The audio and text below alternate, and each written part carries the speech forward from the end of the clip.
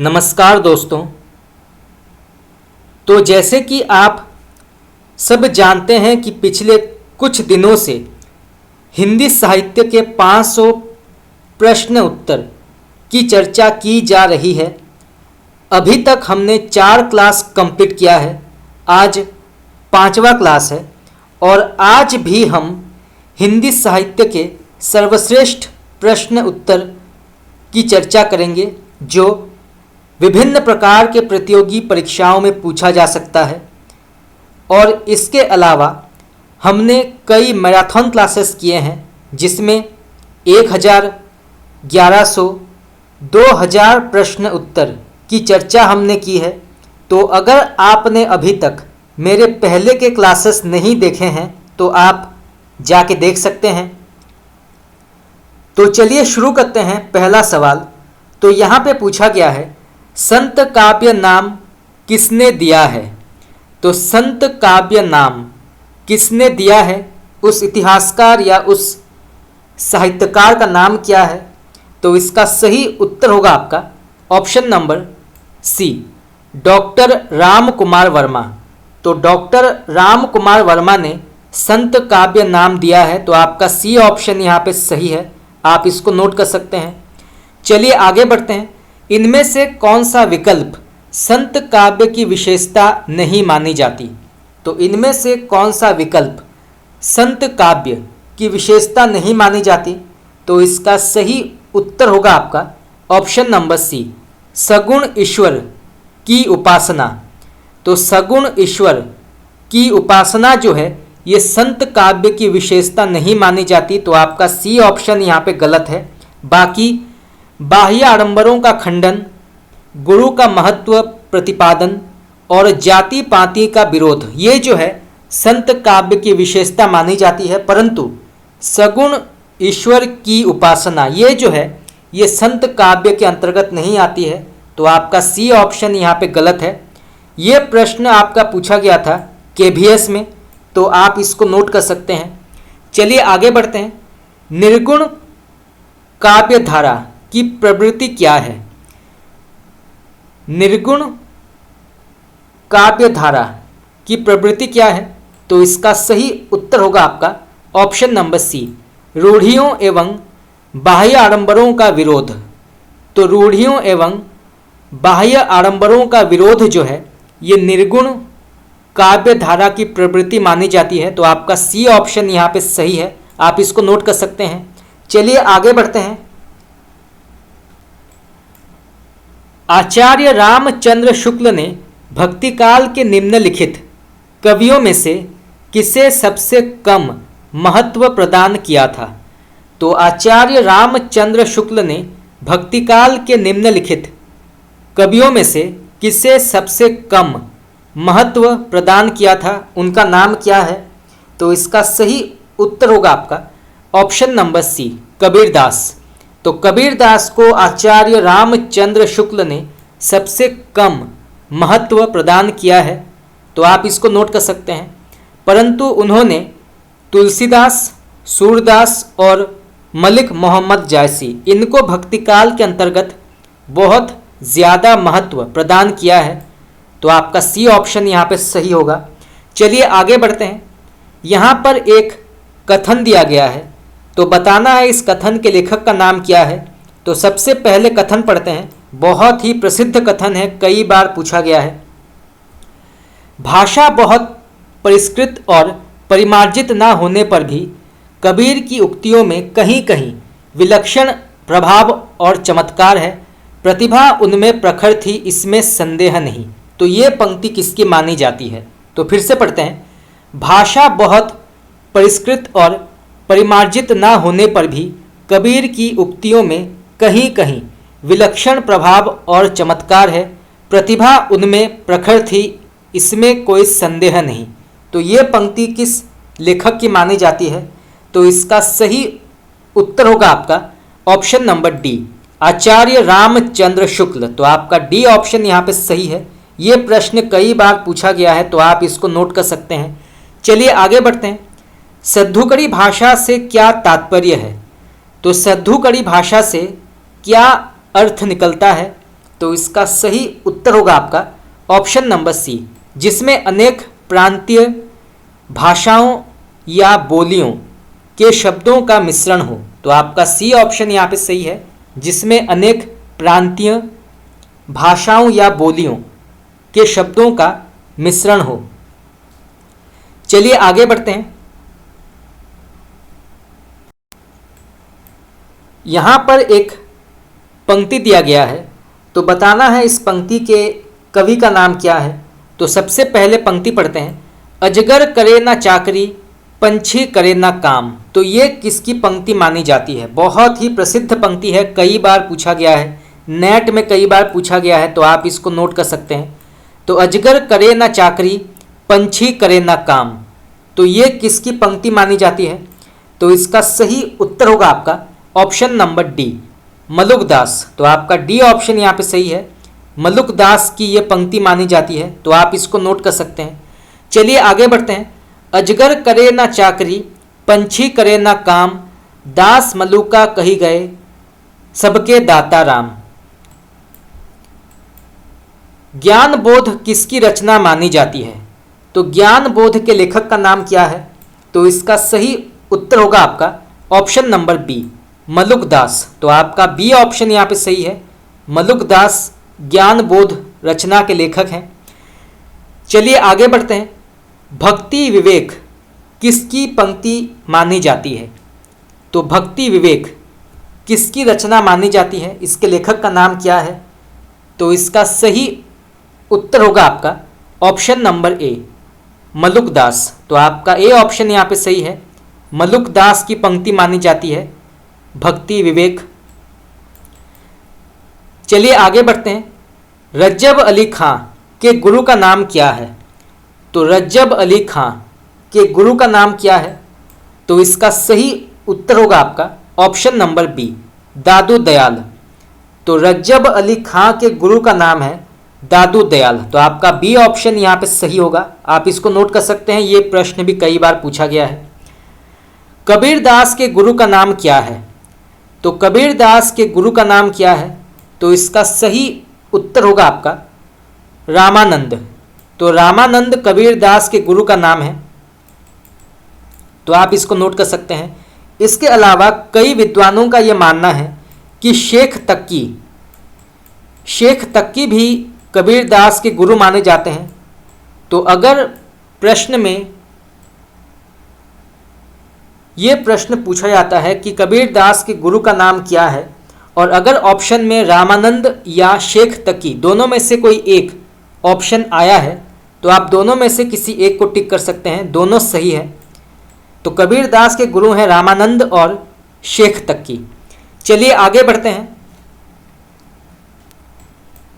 कबीर के गुरु का नाम क्या था?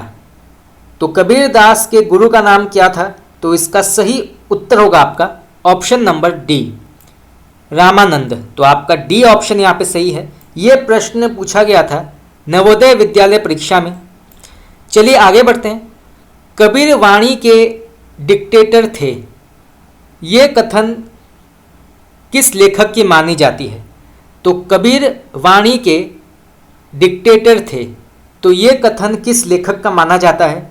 तो इसका सही उत्तर होगा आपका ऑप्शन नंबर सी, आचार्य हजारी प्रसाद द्विवेदी। तो आपका सी ऑप्शन यहाँ पे सही है, आचार्य हजारी प्रसाद द्विवेदी की ये कथन मानी जाती है। चलिए आगे बढ़ते हैं। कबीर वाणी के डिक्टेटर थे, ये कथन किसका है? तो इसका सही उत्तर होगा आपका ऑप्शन नंबर सी, आचार्य हजारी प्रसाद द्विवेदी।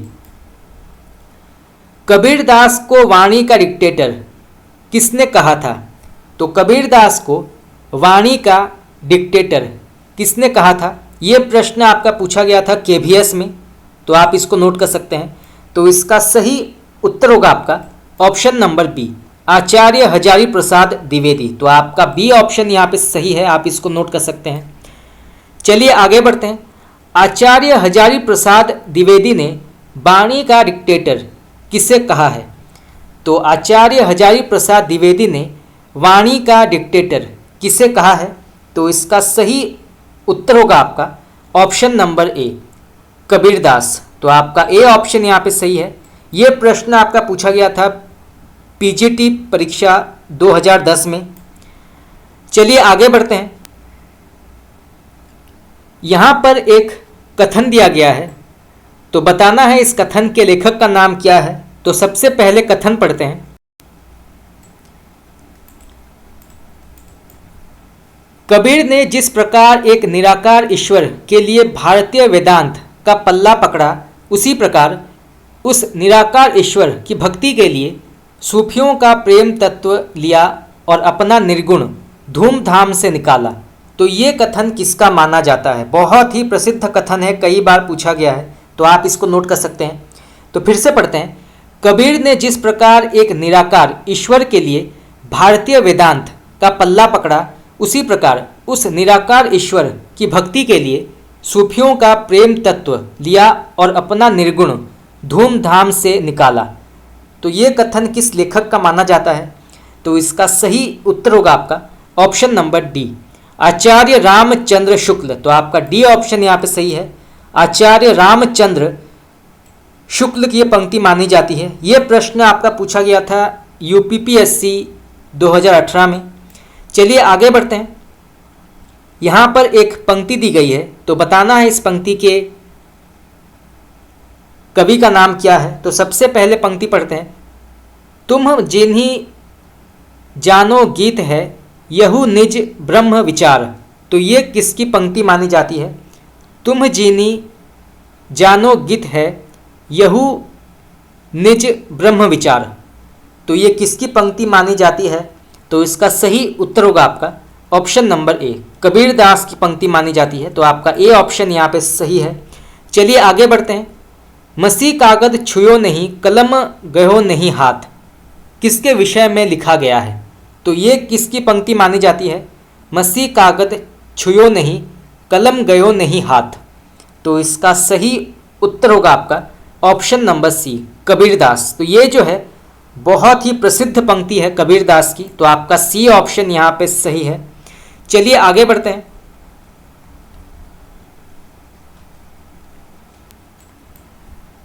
कबीर की वाणी का संग्रह बीजक कहलाता है, इसके कितने भाग हैं? तो कबीर की वाणी का संग्रह बीजक कहलाता है, इसके कितने भाग हैं? तो इसका सही उत्तर होगा आपका ऑप्शन नंबर बी, 3 भाग हैं। तो आपका बी ऑप्शन यहाँ पे सही है, 3। चलिए आगे बढ़ते हैं। हिंदी का प्रथम सूफी कवि कौन माना जाता है? तो हिंदी का प्रथम सूफी कवि कौन माना जाता है? तो इसका सही उत्तर होगा आपका ऑप्शन नंबर ए, मुल्ला दाऊद। तो आपका ए ऑप्शन यहाँ पे सही है, मुल्ला दाऊद। सूफी काव्य पद्धति का अंतिम ग्रंथ कौन सा माना जाता है? तो सूफी काव्य पद्धति का अंतिम ग्रंथ कौन सा माना जाता है? ये प्रश्न आपका पूछा गया था जीआईसी में। तो इसका सही उत्तर होगा आपका ऑप्शन नंबर ए, यूसुफ जुलेखा। तो आपका ए ऑप्शन यहाँ पे सही है, यूसुफ जुलेखा जो है ये सूफी काव्य पद्धति का अंतिम ग्रंथ माना जाता है। तो आपका ए ऑप्शन यहाँ पे सही है। चलिए आगे बढ़ते हैं। सूफी प्रेमाख्यानक रचनाओं की भाषा कौन सी है? ये प्रश्न कई बार पूछा गया है, तो आप इसको नोट कर सकते हैं। तो सूफी प्रेमाख्यानक रचनाओं की भाषा कौन सी मानी जाती है? तो इसका सही उत्तर होगा आपका ऑप्शन नंबर ए, अवधी। तो आपका ए ऑप्शन यहाँ पे सही है, अवधी। सूफी कवियों का सबसे प्रिय अलंकार कौन सा माना जाता है? तो सूफी कवियों का सबसे प्रिय अलंकार कौन सा माना जाता है? तो इसका सही उत्तर होगा आपका ऑप्शन नंबर बी, समासोक्ति। तो आपका बी ऑप्शन यहाँ पे सही है। यह प्रश्न आपका पूछा गया था पीजीटी परीक्षा 2015 में। चलिए आगे बढ़ते हैं। इनमें से सूफी काव्यधारा के कवि कौन नहीं है? तो इनमें से सूफी काव्यधारा के कवि कौन नहीं माने जाते? तो इसका सही उत्तर होगा आपका ऑप्शन नंबर सी, नामदास। तो नामदास जो हैं ये सूफी काव्यधारा के अंतर्गत नहीं आते हैं। तो आपका सी ऑप्शन यहाँ पे गलत है। बाकी मुल्ला दाऊद, मलिक मोहम्मद जायसी और कुतुम्बन ये जो हैं ये सूफी काव्य धारा के अंतर्गत आते हैं। तो आपका ए, बी और डी जो है यहाँ पे सही होगा। इसके अलावा उस्मान, शेख नवी, आसिम शाह, नूर मोहम्मद ये भी जो है ये सूफी काव्य धारा के अंतर्गत आते हैं। तो आप इनके नाम नोट कर सकते हैं। चलिए आगे बढ़ते हैं।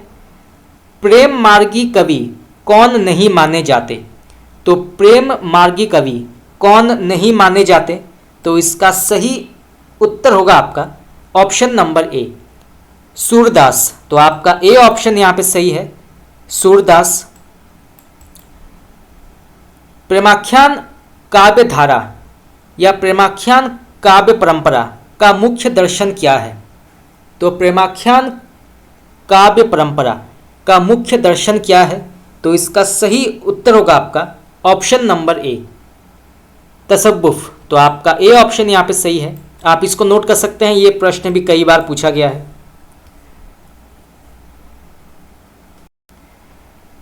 यहाँ पे प्रश्न पूछा गया है, अनहलक की घोषणा किसने की? तो अनहलक की घोषणा किसने की? तो इसका सही उत्तर होगा आपका ऑप्शन नंबर बी, मंसूर ने। तो मंसूर ने अनहलक की घोषणा की। तो आपका बी ऑप्शन यहाँ पे सही है। अनहलक का अर्थ है मैं ही ब्रह्म हूँ। तो मैं ही ब्रह्म हूँ ये कहा है मंसूर ने। चलिए आगे बढ़ते हैं। आचार्य रामचंद्र शुक्ल ने प्रेमाख्यान परंपरा का हिंदी में प्रथम कवि किसे माना है? तो आचार्य रामचंद्र शुक्ल ने प्रेमाख्यान परंपरा का हिंदी में प्रथम कवि किसे माना है? तो इसका सही उत्तर होगा आपका ऑप्शन नंबर ए, कुतुम्बन। तो आपका ए ऑप्शन यहाँ पे सही है। कुतुम्बन को आचार्य रामचंद्र शुक्ल ने प्रेमाख्यान परंपरा का हिंदी में प्रथम कवि माना है। तो आपका ए ऑप्शन यहाँ पे सही होगा, कुतुम्बन। चलिए आगे बढ़ते हैं। आचार्य रामचंद्र शुक्ल प्रेमाख्यान परंपरा की पहली रचना किसे मानते हैं? ये प्रश्न भी कई बार पूछा गया है, तो आप इसको नोट कर सकते हैं। तो आचार्य रामचंद्र शुक्ल ने प्रेमाख्यान परंपरा की पहली रचना किसे मानी है या किसे मानते हैं? तो इसका सही उत्तर होगा आपका ऑप्शन नंबर सी, मृगावती। तो मृगावती को आचार्य रामचंद्र शुक्ल प्रेमाख्यान परंपरा की पहली रचना मानते हैं। तो आपका सी ऑप्शन यहाँ पे सही है और इसके लेखक हैं कुतुम्बन। और ये प्रश्न जो है यूपीपीएससी परीक्षा 2018 में पूछा गया था। चलिए आगे बढ़ते हैं। कुतुम्बन के गुरु का नाम क्या है? तो कुतुम्बन के गुरु का नाम क्या है?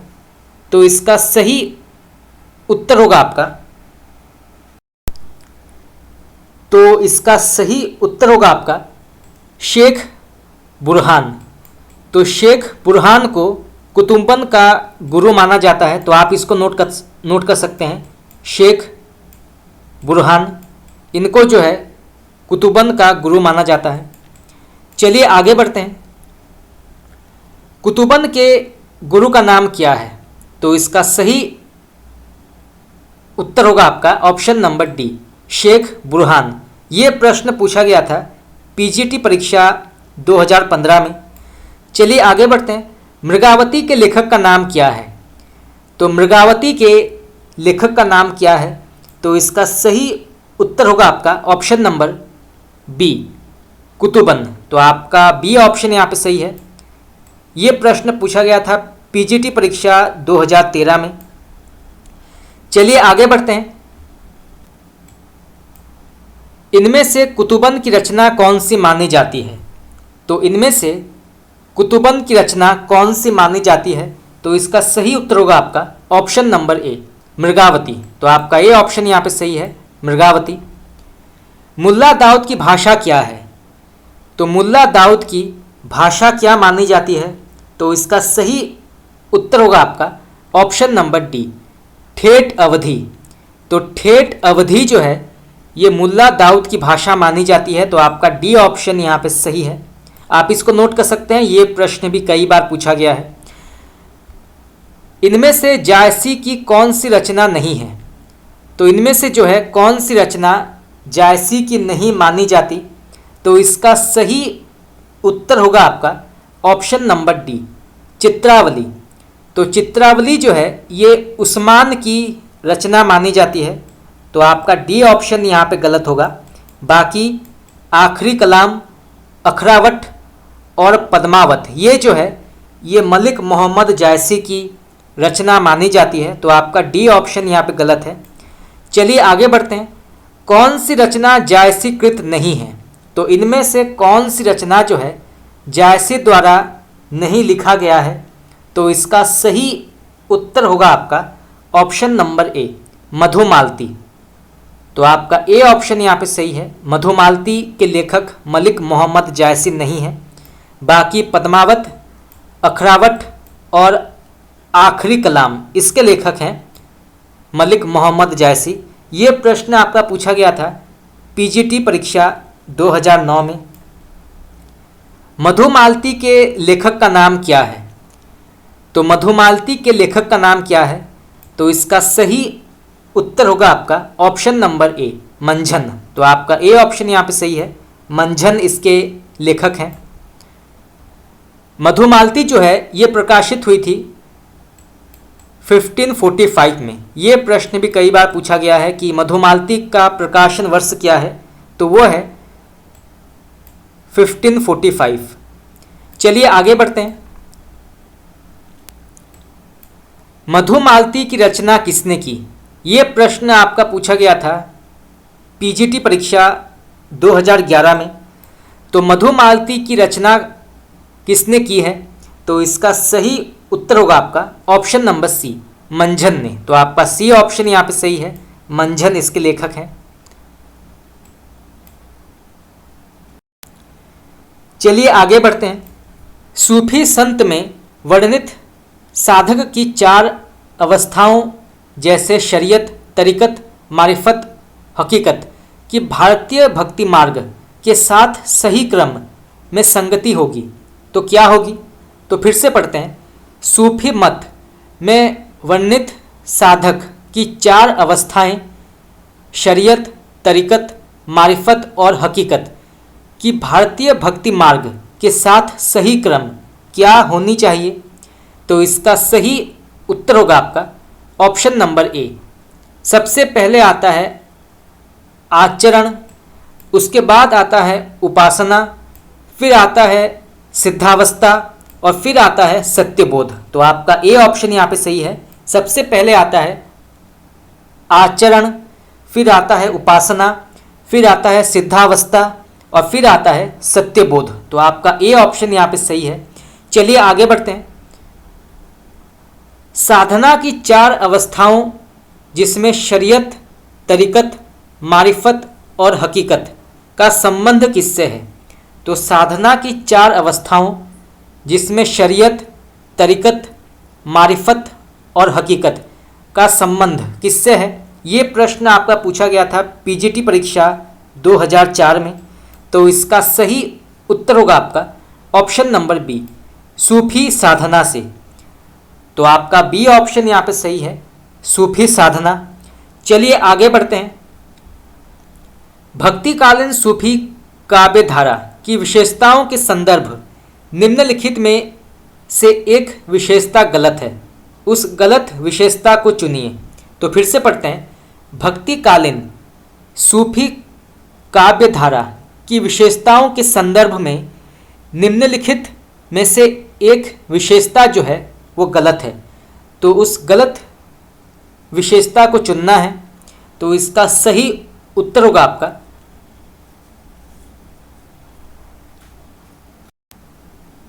तो यहाँ के सभी जो ऑप्शंस हैं वो सही हैं। सबसे पहले आता है इस काव्य धारा के सभी कवि मुसलमान थे, ये बिल्कुल सही है।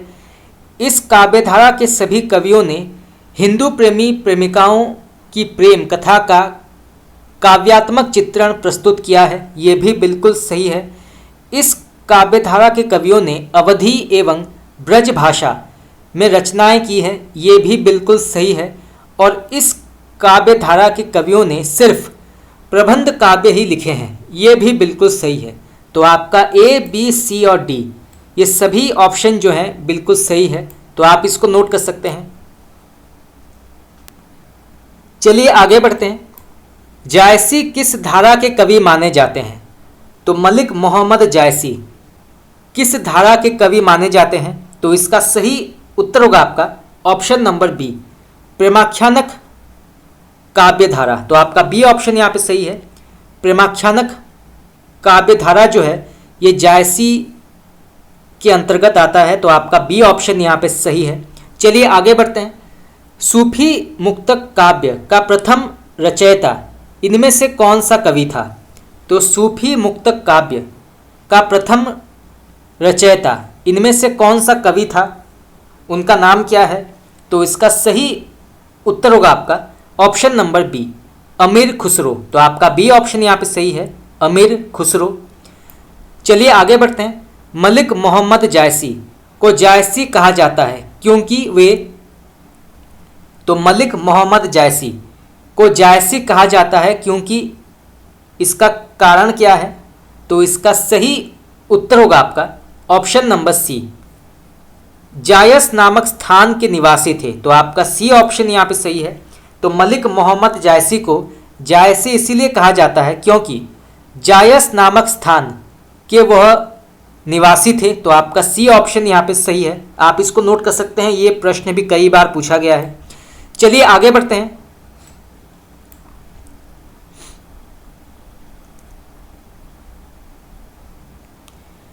पद्मावत की विधा क्या है? तो पद्मावत किस विधा के अंतर्गत आती है? तो इसका सही उत्तर होगा आपका ऑप्शन नंबर ए, प्रबंध काव्य। तो आपका ए ऑप्शन यहाँ पे सही है, ये जो है प्रबंध काव्य के अंतर्गत आती है। चलिए आगे बढ़ते हैं। कहरनामा किसकी रचना मानी जाती है? तो कहरनामा किसकी रचना मानी जाती है, इसके लेखक का नाम क्या है? तो इसका सही उत्तर होगा आपका option number D, Malik Mohammad Jayasi. तो जायसी इसके लेखक माने जाते हैं कहरनामा के। तो आपका डी ऑप्शन यहाँ पे सही है। चलिए आगे बढ़ते हैं। यहाँ पे प्रश्न पूछा गया है, कयामत का वर्णन जायसी द्वारा रचित किस काव्य में हुआ है? तो कयामत का वर्णन जायसी द्वारा रचित किस काव्य में हुआ है, उसका नाम क्या है? तो इसका सही उत्तर होगा आपका ऑप्शन नंबर बी, आखिरी कलाम। तो आखिरी कलाम में कयामत का वर्णन किया गया है। तो आपका बी ऑप्शन यहाँ पे सही है, आप इसको नोट कर सकते हैं, ये प्रश्न भी कई बार पूछा गया है। चलिए आगे बढ़ते हैं। मलिक मोहम्मद जायसी के प्रसिद्ध प्रबंध काव्य का क्या नाम है?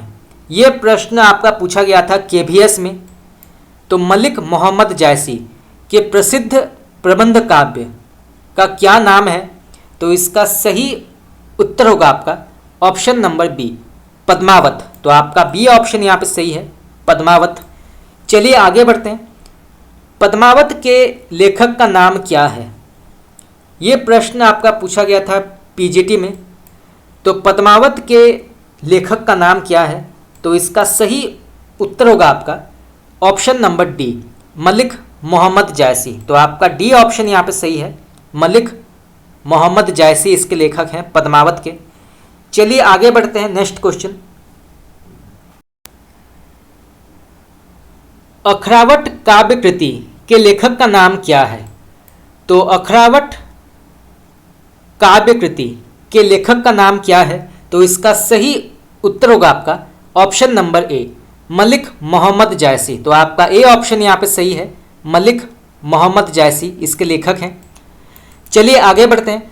जायसी के सर्वश्रेष्ठ ग्रंथ का नाम क्या है? ये प्रश्न कई बार पूछा गया है। तो जायसी के सर्वश्रेष्ठ ग्रंथ का नाम क्या है? तो इसका सही उत्तर होगा आपका ऑप्शन नंबर डी, पद्मावत। तो आपका डी ऑप्शन यहाँ पे सही है। पद्मावत किस प्रकार का काव्य माना जाता है? तो पद्मावत किस प्रकार का काव्य माना जाता है? तो इसका सही उत्तर होगा आपका ऑप्शन नंबर ए, एक त्रासदी प्रबंध काव्य, तो आपका ए ऑप्शन यहाँ पे सही है।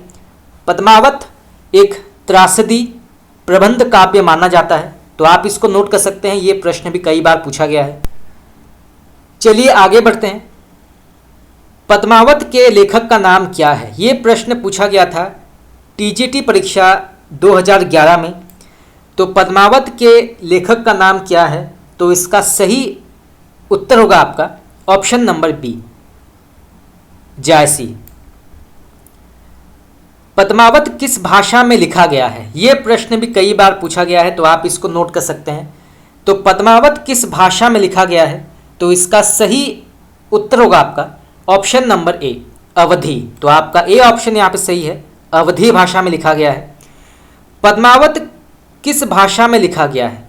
ये प्रश्न पूछा गया था नवोदय विद्यालय परीक्षा 2014 में। तो पद्मावत किस भाषा में लिखा गया है? तो इसका सही उत्तर होगा आपका ऑप्शन नंबर सी, अवधी। पद्मावत के अनुच्छेदों का क्या नाम है? ये प्रश्न भी कई बार पूछा गया है। तो पद्मावत के अनुच्छेदों का क्या नाम है, उसको क्या कहा जाता है? तो इसका सही उत्तर होगा आपका ऑप्शन नंबर सी, खंड। तो पद्मावत के समय या पद्मावत के अनुच्छेदों को खंड कहा जाता है, जैसे नागमती वियोग खंड।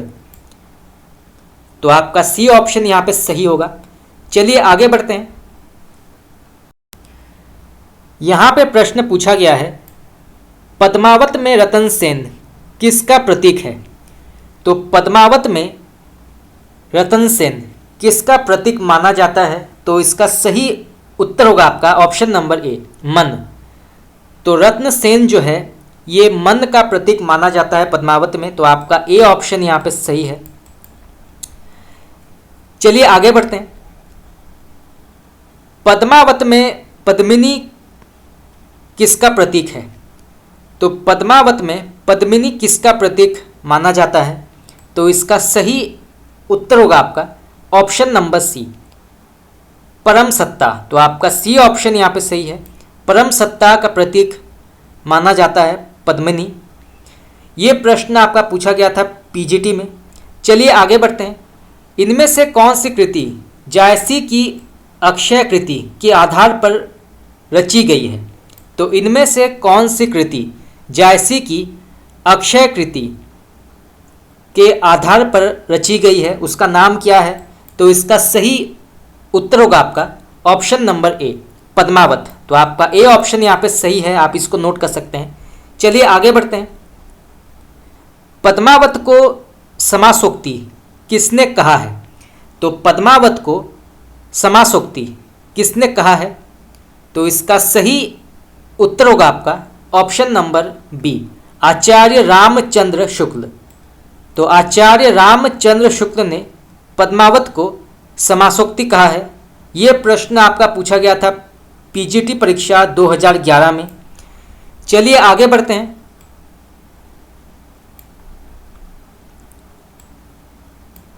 यहाँ पर एक पंक्ति दी गई है, तो बताना ये पंक्ति जो है किस ग्रंथ के अंतर्गत आती है। तो सबसे पहले पंक्ति पढ़ते हैं। छाड़ उठाए लीह एक मुंठी, दिनह उड़ाई पृथ्वी झूठी। तो ये पंक्ति जो है किस ग्रंथ के अंतर्गत आती है? तो छाड़ उठाए लीह एक मुट्ठी, दिनह उड़ाई पृथ्वी झूठी। तो ये पंक्ति जो है किस ग्रंथ के अंतर्गत आती है? तो इसका सही उत्तर होगा आपका ऑप्शन नंबर ए, पद्मावत। तो आपका ए ऑप्शन यहाँ पे सही है। ये पंक्ति कई बार पूछा गया है, तो आप इसको नोट कर सकते हैं। यूपीपीएससी में पूछा गया था ये 2018 में। निम्नलिखित में से किस कवि ने सिर्फ अवधी भाषा में ही रचना लिखी है? तो इनमें से कौन सा कवि माना जाता है जिसने सिर्फ अवधी भाषा में रचना लिखी है? तो उसका नाम क्या है? तो इसका सही उत्तर होगा आपका option number D, Malik Mohammad Jayasi. तो जायसी ने सिर्फ अवधी भाषा में रचना लिखी है। तो आपका डी ऑप्शन यहाँ पे सही होगा। चलिए आगे बढ़ते हैं। चित्रावली किसकी रचना मानी जाती है? तो चित्रावली किसकी रचना मानी जाती है? लेखक का नाम क्या है? तो इसका सही उत्तर होगा आपका ऑप्शन नंबर ए, उस्मान। तो आपका ए ऑप्शन यहाँ पे सही है, उस्मान इसके लेखक हैं। चलिए आगे बढ़ते हैं। यहाँ पर एक पंक्ति दी गई है, तो बताना है इस पंक्ति के लेखक का नाम क्या है और ये पंक्ति जो है किस रचना के अंतर्गत आती है। तो सबसे पहले पंक्ति पढ़ते हैं। हिंदू मग पर पाँव ना राख्यूं, काजो बहुते हिंदी भाक्यूं। तो ये पंक्ति जो है इसके लेखक का नाम क्या है और ये किस रचना के अंतर्गत आती है? तो इसका सही उत्तर होगा आपका ऑप्शन नंबर सी। इसके लेखक हैं नूर मोहम्मद और ये जो है अनुराग बांसुरी के अंतर्गत आती है। तो आपका सी ऑप्शन यहाँ पे सही है, नूर मोहम्मद, अनुराग बांसुरी। चलिए आगे बढ़ते हैं। यहाँ पे प्रश्न पूछा गया है, हिंदी भाषा में रचना करने पर किस सूफी कवि को मुसलमानों का उपालंब सुनने को मिला था? तो हिंदी भाषा में रचना करने पर किस सूफी कवि को मुसलमानों का उपालंब सुनने को मिला था? तो उनका नाम क्या है? तो इसका सही उत्तर होगा आपका ऑप्शन नंबर डी, नूर मोहम्मद। तो आपका डी ऑप्शन यहाँ पे सही है। यह प्रश्न पूछा गया था पीजीटी परीक्षा 2013 में। सूफी काव्य परंपरा का एक ग्रंथ है इंद्रावती, इसके लेखक का नाम क्या है? यह प्रश्न भी कई बार पूछा गया है, तो आप इसको नोट कर सकते हैं। तो सूफी काव्य परंपरा का एक ग्रंथ है इंद्रावती, तो इसके लेखक का नाम क्या है? तो इसका सही उत्तर होगा आपका ऑप्शन नंबर डी, नूर मोहम्मद। तो आपका डी ऑप्शन यहाँ पे सही है, नूर मोहम्मद। चलिए आगे बढ़ते हैं। स्वामी अग्रदास किस काव्यधारा के कवि माने जाते हैं? तो स्वामी अग्रदास किस काव्यधारा के कवि माने जाते हैं? तो इसका सही उत्तर होगा आपका ऑप्शन नंबर सी, राम भक्ति काव्यधारा। तो आपका सी ऑप्शन यहाँ पे सही है, राम भक्ति काव्यधारा के अंतर्गत आते हैं स्वामी अग्रदास, और ये जो है रसिक संप्रदाय के अंतर्गत आते हैं। तो स्वामी अग्रदास जो हैं ये रसिक संप्रदाय के अंतर्गत आते हैं, तो आप इसको नोट कर सकते हैं। ये प्रश्न पूछा गया था जीआईसी में। चलिए आगे बढ़ते हैं। गोस्वामी जी के पिता का नाम क्या था? तो गोस्वामी तुलसीदास के पिता का नाम क्या था? तो इसका सही उत्तर होगा आपका ऑप्शन नंबर बी, आत्माराम। तो आपका बी ऑप्शन यहाँ पे सही है, आत्माराम गोस्वामी तुलसीदास के पिता का नाम था और इनके माता का नाम था हुलसी। हुलसी इनके माता का नाम था और पिता का नाम था आत्माराम। तो यहाँ से जो है दो प्रकार के प्रश्न आ सकते हैं, तो आप इसको नोट कर सकते हैं। चलिए आगे बढ़ते हैं। यहाँ पर एक पंक्ति दी गई है, तो बताना है इस पंक्ति के कवि का नाम क्या है। तो सबसे पहले पंक्ति पढ़ते हैं। गोद लिए हुलसी फिरे तुलसी सो सुत होए। तो ये पंक्ति किसकी मानी जाती है? तो गोद लिए हुलसी फिरे तुलसी सो सुत होए। तो इसका सही उत्तर होगा आपका ऑप्शन नंबर डी, रहीम। तो रहीम इसके कवि माने जाते हैं। यहाँ पर जो है उन्होंने तुलसीदास की प्रशंसा की है, तो आपका डी ऑप्शन यहाँ पे सही है। ये प्रश्न आपका पूछा गया था जीआईसी 2015 में। चलिए आगे बढ़ते हैं। गोद लिए हुलसी फिरे तुलसी सो सुत होए पंक्ति का लेखक कौन सा भक्त कवि है? तो गोद लिए हुलसी फिरे तुलसी सो सुत होए पंक्ति का लेखक कौन सा भक्त कवि है? तो इसका सही उत्तर होगा आपका ऑप्शन नंबर सी, रहीमदास। ये प्रश्न पूछा गया था यूपीपीएससी 2018 में, तो आपका सी ऑप्शन यहाँ पे सही होगा। चलिए आगे बढ़ते हैं। Next question. यहाँ पे प्रश्न पूछा गया है तुलसी की भक्ति का स्वरूप क्या था? तो तुलसी की भक्ति का स्वरूप क्या माना जाता है? तो इसका सही उत्तर होगा आपका ऑप्शन नंबर ए, दास्य। तो आपका ए ऑप्शन यहाँ पे सही है। तुलसी की भक्ति का स्वरूप जो है उदास्य माना जाता है, तो आपका ए ऑप्शन यहाँ पे सही होगा। चलिए आगे बढ़ते हैं। अवधी भाषा के सर्वाधिक लोकप्रिय महाकाव्य का नाम क्या है? तो अवधी भाषा के सर्वाधिक लोकप्रिय महाकाव्य का नाम क्या है? तो इसका सही उत्तर होगा आपका ऑप्शन नंबर डी, रामचरितमानस। तो आपका डी ऑप्शन यहाँ पे सही है, रामचरितमानस। रामचरितमानस किस भाषा में लिखी गई रचना है? तो रामचरितमानस किस भाषा में लिखी गई रचना मानी जाती है?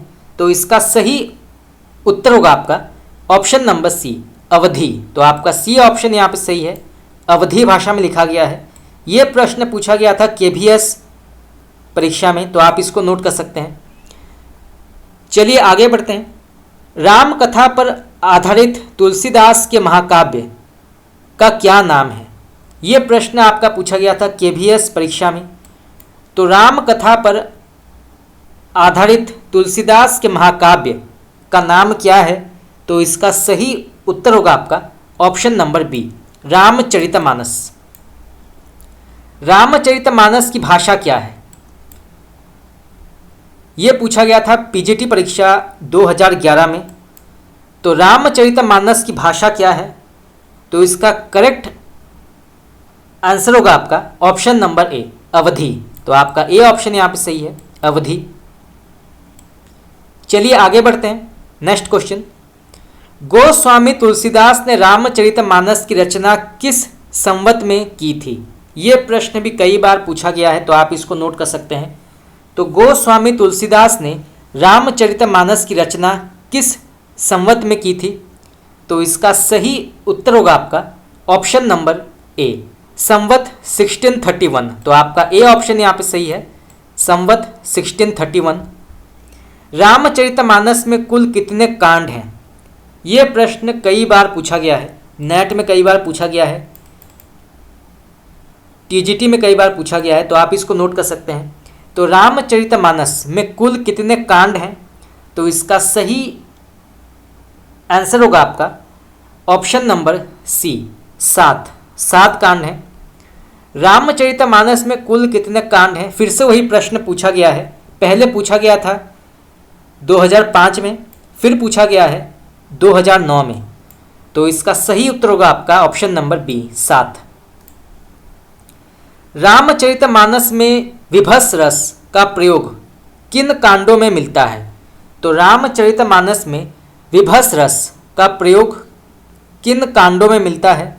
तो इसका सही उत्तर होगा आपका ऑप्शन नंबर ए, अरण्य कांड और लंका कांड, या फिर इसको जो है युद्ध कांड भी कहते हैं।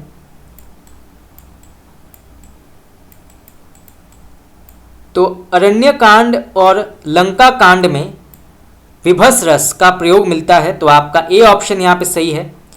ये प्रश्न पूछा गया था पीजीटी परीक्षा 2015 में। चलिए आगे बढ़ते हैं। इनमें से कौन सा महाकाव्य अवधी में लिखा गया है? तो इनमें से कौन सा महाकाव्य जो है वो अवधी भाषा में लिखा गया है? तो इसका सही उत्तर होगा आपका ऑप्शन नंबर सी, रामचरितमानस। तो आपका सी ऑप्शन यहाँ पे करेक्ट है। चलिए आगे बढ़ते हैं। यहाँ पर एक पंक्ति दी गई है, तो बताना है इस पंक्ति के लेखक का नाम क्या है। यह पंक्ति जो है किसकी आकांक्षा के अंतर्गत आती है? तो सबसे पहले पंक्ति पढ़ते हैं। अर्थ न धर्म न काम रुचि, गति न चहूँ निर्बाण, जन्म जन्म रति राम पद, यह बरदानु न आन। तो रामचरितमानस में ये आकांक्षा निम्नलिखित में से किसकी है? तो इसके लेखक हैं तुलसीदास, परंतु ये जो पंक्ति है ये किसकी आकांक्षा के लिए लिखा गया है? तो फिर से पढ़ते हैं। अर्थ न धर्म न काम रुचि, गति न चहूँ निर्बाण, जन्म जन्म रति राम पद, यह बरदानु न आन। तो इसका सही उत्तर होगा आपका ऑप्शन नंबर ए, भरत। तो आपका ए ऑप्शन यहाँ पे सही है। भरत की आकांक्षा के ऊपर ये लिखा गया है। तो आपका ए ऑप्शन यहाँ पे सही है। ये प्रश्न आपका पूछा गया था जीआईसी में 2015। चलिए आगे बढ़ते हैं। अवधी एवं ब्रज भाषा दोनों में रचना करने वाले कवि का नाम क्या है? तो अवधी एवं ब्रज भाषा दोनों में रचना करने वाले कवि का नाम क्या है? तो इसका सही उत्तर होगा आपका ऑप्शन नंबर बी, तुलसीदास। तो आपका बी ऑप्शन यहाँ पे सही है, तुलसीदास। चलिए आगे बढ़ते हैं। निम्नलिखित में से कौन सी रचना तुलसीदास की नहीं है? तो इनमें से कौन सी रचना जो है वो तुलसीदास की नहीं मानी जाती? ये प्रश्न आपका पूछा गया था केबीएस परीक्षा 2014 में। तो इसका सही उत्तर होगा आपका ऑप्शन नंबर ए, रामचंद्रिका। तो आपका ए ऑप्शन यहाँ पे सही है। रामचंद्रिका जो है इसके लेखक हैं केशव दास। तो केशव दास इसके लेखक माने जाते हैं। बाकी कवितावली, गीतावली, विनय पत्रिका इसके लेखक हैं गोस्वामी तुलसीदास। परंतु आपका ए ऑप्शन जो है यहाँ पे गलत है, इसके लेखक हैं केशव दास। चलिए आगे बढ़ते हैं। इनमें से कौन सी रचना तुलसीदास की नहीं है? तो इनमें से कौन सी रचना जो है वो तुलसीदास की नहीं मानी जाती? तो इसका सही उत्तर होगा आपका ऑप्शन नंबर डी, साकेत। तो आपका डी ऑप्शन यहाँ पे सही है। आप इसको नोट कर सकते हैं, ये प्रश्न भी कई बार पूछा गया है। भक्तिकाल के किस कवि को जातीय कवि कहा जाता है? तो भक्तिकाल के किस कवि को जातीय कवि कहा जाता है, उनका नाम क्या है? तो इसका सही उत्तर होगा आपका ऑप्शन नंबर बी, तुलसीदास। तो तुलसीदास को जातीय कवि कहा जाता है भक्तिकाल के अंतर्गत। तो आपका बी ऑप्शन यहाँ पे करेक्ट है। वैराग्य संदीपनी किस कवि की रचना मानी जाती है? तो वैराग्य संदीपनी के लेखक का नाम क्या है? तो इसका सही उत्तर होगा आपका ऑप्शन नंबर ए, तुलसीदास। तो आपका ए ऑप्शन यहाँ पे सही है। गोस्वामी तुलसीदास की पंक्ति मानी जाती है, की रचना मानी जाती है वैराग्य संदीपनी। तो आपका ए ऑप्शन यहाँ पे सही होगा। चलिए आगे बढ़ते हैं। वैराग्य संदीपनी के लेखक का नाम क्या है? पहले ये प्रश्न पूछा गया था टीजीटी परीक्षा 2009 में, और ये प्रश्न जो है पूछा गया है टीजीटी परीक्षा 2002 में। तो वैराग्य संदीपनी के रचनाकार का नाम क्या है? तो इसका सही आंसर होगा आपका option number C, Goswami Tulsidas. तो आपका सी ऑप्शन यहाँ पे सही है। इनमें से कौन सा कथन असत्य है? तो इनमें से कौन सा कथन जो है वो असत्य है? तो इसका सही उत्तर होगा आपका ऑप्शन नंबर डी, संत तुलसीदास ज्ञानाश्रयी शाखा के कवि माने जाते हैं। ये बिल्कुल गलत है। तो आपका डी ऑप्शन यहाँ पे गलत होगा। बाकी ज्ञानाश्रयी शाखा के कवि निराकार की उपासना करते हैं, ये बिल्कुल सही है। कबीर संत कवि हैं, ये भी बिल्कुल सही है। और प्रभु जी तुम चंदन हम पानी रैदास की पंक्ति मानी जाती है, ये भी बिल्कुल सही है। परंतु संत तुलसीदास ज्ञानाश्रयी शाखा के अंतर्गत आते हैं, ये बिल्कुल गलत है। ये राम भक्ति के अंतर्गत आते हैं। तो आपका डी ऑप्शन यहाँ पे गलत होगा। बाकी ए, बी और सी जो है बिल्कुल सही है। चलिए आगे बढ़ते हैं। तो यहाँ पे प्रश्न पूछा गया है भक्तिकाल की रामाश्रयी शाखा के निम्न में से कौन से कवि हैं? तो भक्तिकाल की रामाश्रयी शाखा के निम्न में से कौन से कवि हैं? तो इसका सही उत्तर होगा आपका ऑप्शन नंबर डी, तुलसीदास। तो आपका डी ऑप्शन यहाँ पे सही है, आप इसको नोट कर सकते हैं। चलिए आगे बढ़ते हैं। निम्नलिखित विकल्पों में से जो राम भक्ति काव्य की विशेषता नहीं है उसे छांटिए। तो इनमें से कौन सा विकल्प जो है वो राम भक्ति काव्य की विशेषता नहीं मानी जाती, उसे बताना है। तो इसका सही उत्तर होगा आपका ऑप्शन नंबर डी, कृष्ण की विविध लीलाओं का गायन। ये जो है ये राम भक्ति काव्य की विशेषता नहीं मानी जाती। तो आपका डी ऑप्शन यहाँ पे गलत है। कृष्ण की विविध लीलाओं का गायन, ये गलत होगा। बाकी विष्णु के अवतार स्वरूप में राम का वर्णन, ये बिल्कुल सही है। लोक मंगल एवं समन्वय भावना का प्रतिपादन, ये भी बिल्कुल सही है। और असद पर सद्वृत्तियों की विजय, ये भी बिल्कुल सही है, परंतु आपका डी ऑप्शन यहाँ पे गलत है। चलिए आगे बढ़ते हैं। तुलसीदास कृत विनय पत्रिका के लेखक का नाम क्या है और ये किस भाषा में लिखा गया है? तो तुलसीदास कृत विनय पत्रिका किस भाषा में लिखा गया है? तो इसका सही उत्तर होगा आपका ऑप्शन नंबर ए, ब्रज भाषा। तो आपका ए ऑप्शन यहाँ पे सही है। ये जो है ब्रज भाषा में लिखा गया है और इसके लेखक हैं तुलसीदास। चलिए आगे बढ़ते हैं। नेक्स्ट क्वेश्चन, विनय पत्रिका की भाषा क्या है? पहले ये प्रश्न पूछा गया था पीजीटी परीक्षा 2010 में, परंतु यही प्रश्न जो है फिर से पूछा गया है टीजीटी परीक्षा 2002 में। तो विनय पत्रिका की भाषा क्या है? तो इसका सही उत्तर होगा आपका ऑप्शन नंबर बी, ब्रज भाषा। तो आपका बी ऑप्शन यहाँ पे सही है। इसे जो है ब्रज भाषा में लिखा गया है। विनय पत्रिका की भाषा क्या है? वही प्रश्न फिर से पूछा गया है, तो ये लिखा गया है ब्रज में। विनय पत्रिका नामक ग्रंथ की रचना किसने की है? तो विनय पत्रिका नामक ग्रंथ की रचना किसने की है, इसके लेखक का नाम क्या है? तो इसका सही उत्तर होगा आपका ऑप्शन नंबर बी, तुलसीदास। तो आपका बी ऑप्शन यहाँ पे सही है, तुलसीदास इसके लेखक हैं। कृष्ण गीतावली ग्रंथ के लेखक का नाम क्या है? ये प्रश्न आपका नेट में पूछा गया था, तो आप इसको नोट कर सकते हैं। तो कृष्ण गीतावली ग्रंथ के लेखक का नाम क्या है? तो इसका सही उत्तर होगा आपका ऑप्शन नंबर बी, तुलसीदास। तो आपका बी ऑप्शन यहाँ पे सही है, तुलसीदास। कृष्ण गीतावली नामक काव्य ग्रंथ के लेखक का नाम क्या है? तो इसका आंसर होगा ऑप्शन नंबर ए, तुलसीदास।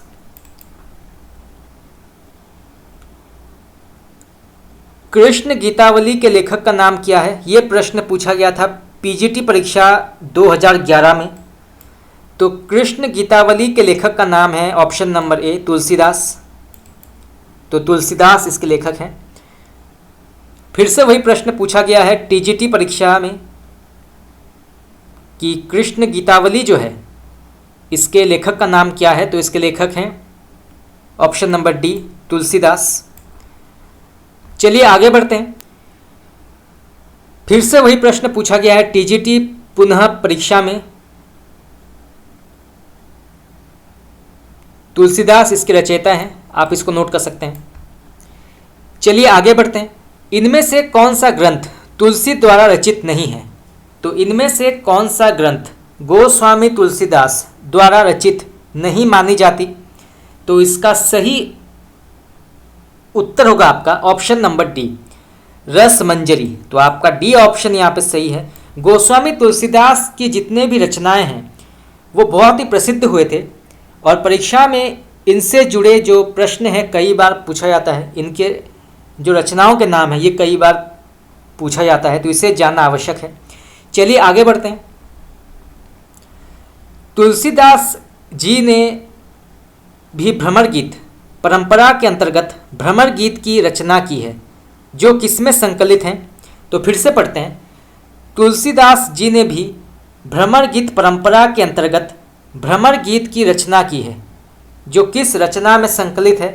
तो इसका सही उत्तर होगा आपका option number B, Krishna Gitavali. तो आपका बी ऑप्शन यहाँ पे सही होगा, आप इसको नोट कर सकते हैं। तो तुलसीदास ने भी भ्रमर गीत परंपरा के अंतर्गत भ्रमर गीत की रचना की है, जो कृष्ण गीतावली में संकलित है। तो आपका बी ऑप्शन यहाँ पे सही है। चलिए आगे बढ़ते हैं।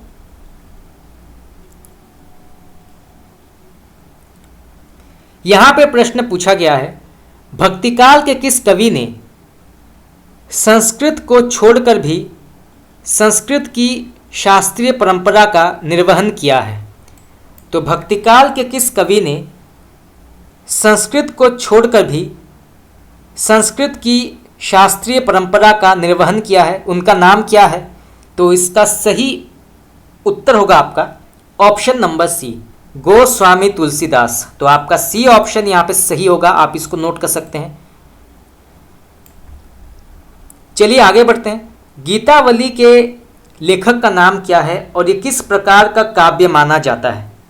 तो गीतावली के लेखक का नाम क्या है और ये किस काव्य के अंतर्गत आता है? तो इसका सही उत्तर होगा आपका ऑप्शन नंबर ए, मुक्तक काव्य। तो ये जो है मुक्तक काव्य के अंतर्गत आता है, तो आपका ए ऑप्शन यहाँ पे सही होगा और इसके लेखक हैं गोस्वामी तुलसीदास। तो यहाँ से जो है दो प्रकार के प्रश्न आ सकते हैं। चलिए आगे बढ़ते हैं। नेक्स्ट क्वेश्चन, रामचरितमानस का चलिए आगे बढ़ते हैं। रामचरितमानस का ज्ञान दीपक प्रसंग किस कांड में दिया गया है? तो रामचरितमानस का ज्ञान दीपक प्रसंग किस कांड में दिया गया है? तो इसका सही उत्तर होगा आपका ऑप्शन नंबर ए, उत्तरकांड। तो आपका ए ऑप्शन यहाँ पे सही है। ये जो है उत्तरकांड के अंतर्गत आता है ज्ञान दीपक प्रसंग। तो आप इसको नोट कर सकते हैं, ज्ञान दीपक प्रसंग। चलिए आगे बढ़ते हैं। रामचरितमानस से किस संवाद का संबंध नहीं है? तो रामचरितमानस से किस संवाद का संबंध नहीं है? तो इसका सही उत्तर होगा आपका ऑप्शन नंबर, तो यहाँ पे सभी ऑप्शन जो हैं बिल्कुल सही हैं। पहला है शिव पार्वती संवाद, ये बिल्कुल सही है। याज्ञवल्क्य भरद्वाज संवाद, ये भी बिल्कुल सही है। राम सीता संवाद, ये भी बिल्कुल सही है। और काकभूषुंडी गरुड़ संवाद, ये भी बिल्कुल सही है। तो जितने भी संवाद हैं ये रामचरितमानस के अंतर्गत आते हैं। तो इनमें से कोई भी ऑप्शन जो है वो सही नहीं है। शिव पार्वती संवाद ये आता है, याज्ञवल्क्य भरद्वाज संवाद ये भी आता है, राम सीता संवाद ये भी आता है और काकभूषुंडी गरुड़ संवाद ये भी आता है। तो आपके सभी ऑप्शन यहाँ पे सही होगा। तो दोस्तों इसी के साथ हमारा आज का क्लास यहाँ पे समाप्त हुआ। आज हमने और महत्वपूर्ण 100 प्रश्न उत्तर की चर्चा की और इसी के साथ हमारा 500 प्रश्न उत्तर का क्लास यहाँ पे समाप्त हुआ। परंतु हम आगे और भी प्रश्न उत्तर की चर्चा करेंगे जिसमें रीतिकाल, आधुनिक काल भी आता है। परंतु आज के लिए इतना ही। अगर आप लोगों को क्लास पसंद आया तो आप मुझे कमेंट करके बता सकते हैं। Thank you very much.